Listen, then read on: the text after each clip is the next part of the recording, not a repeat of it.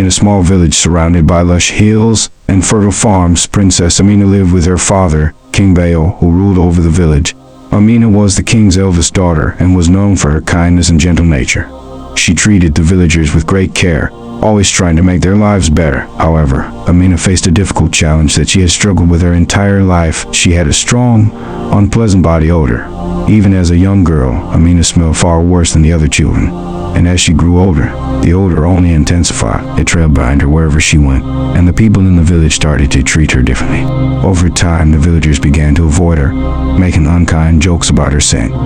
Some mothers would quickly pull their children inside when they saw Amina approaching, and her once close friends would turn and walk away when she tried to join them. This made Amina incredibly sad, and she spent more and more time confined to the palace, away from the community she longed to be a part of. Though many suitors came to court her because of her beauty and royal status, they would quickly leave as soon as they came near her. Despite her beauty and title, Amina remained lonely. She stopped leaving the palace and spent her days gazing out of her bedroom window, dreaming of finding a man who could look past her odor and love her for who she truly was. One bright summer day, as the villagers celebrated the harvest festival, Amina overheard the sounds of drums and laughter floating up from the village square. She quietly slipped away from the palace to observe the festivities from afar. As she watched the young women spinning and laughing, she felt a sudden excitement, but soon a breeze carried her scent through the crowd, and the joy of the festival turned to awkward silence as people turned their noses in distaste. Humiliated, Amina ran away from the crowd and hid behind a cluster of bushes. As she sat there, trembling with embarrassment, she heard the rhythmic beat of a drum approaching. Peering through the leaves, she saw a young man named Tundi, a drummer from a neighboring village, walking toward her. When he saw her, he stopped playing and asked with a warm smile, "Why did you stop dancing? You look so free and joyful." Amina was stunned. "You can smell me, and yet you still came looking for me." Tundi smiled kindly. "Don't worry about them. I think you're a wonderful dancer.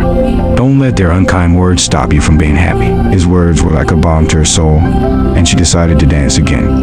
As he played a lively rhythm, Amina swayed and twirled, gradually losing herself in the music. For the first time in a long while, she felt truly seen, not for her appearance, but for the person she was inside. In the weeks that followed, Amina met Tundi every day in the same secluded spot.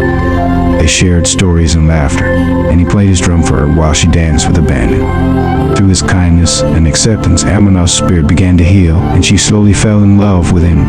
Tundi, in turn, grew to care for her deeply, but Amina was torn. She was a princess, and her father expected her to marry someone of noble birth, not a common drummer. Still, in her heart, she longed for Tundi, and the love they shared seemed to be the truest thing she had ever known. One afternoon, as they sat together, Tundi took her hands in his and asked, "Amina, I want us to be together. Will you marry me? I don't care about titles or wealth, I just want to be with you." Amina's heart swelled with happiness. She had dreamed of this moment, but she had always assumed it could never happen. She threw her arms around him, whispering, "Yes, yes," as they shared a tender kiss. However, their joy was short-lived. A devastating plague spread rapidly across the land, leaving death and destruction in its wake. Amina was quarantined in the palace, separated from Tundi for months. Then she too contracted the plague and fell gravely ill. After much suffering, Amina was miraculously cured, but when she looked in the mirror, she found that the plague had somehow cured her of the odor that had plagued her for so long. Amina was ecstatic. For the first time in her life, she was free from the stench that had defined her. She hurried to share the news with her parents, who were overjoyed by her recovery. Once the plague subsided and the villages were no longer in isolation, Amina stepped out into the village square, confident and radiant. The villagers, who had once shunned her, now gazed at her in awe, admiring her beauty. She felt a surge of pride and joy, but as she walked through the crowd, she saw Tundi approaching her. His face lit up with joy at the sight of her. But Amina, now full of pride and vanity, coldly rejected him. She told him that her newfound beauty and status made her a woman of higher standing, and that she no longer needed someone like him. Tundi was heartbroken, but he begged her, "Amina, I love you. Don't let the opinions of others change what we have." Amina, in her vanity, turned away from him. She chose to entertain the suitors who now flocked to her, seeking to marry her. The more attention she received, the more her arrogance grew. But as time passed, she began to regret her decision to push Tundi away. She realized too late that her beauty was fleeting and that the love she had for him was real. In an effort to find a husband who could match her newfound status, Amina declared a wrestling tournament where the strongest men would compete for her hand. But as the day of the tournament approached, her old body odor began to return. By the time the tournament began, the stench was unbearable, and the men withdrew, leaving her humiliated. As Amina stood in the center of the arena, feeling the weight of her shame, she saw Tundi across the field. He walked toward her with a sad but compassionate expression. And when he reached her, he asked, "Amina, how could you forget what we had?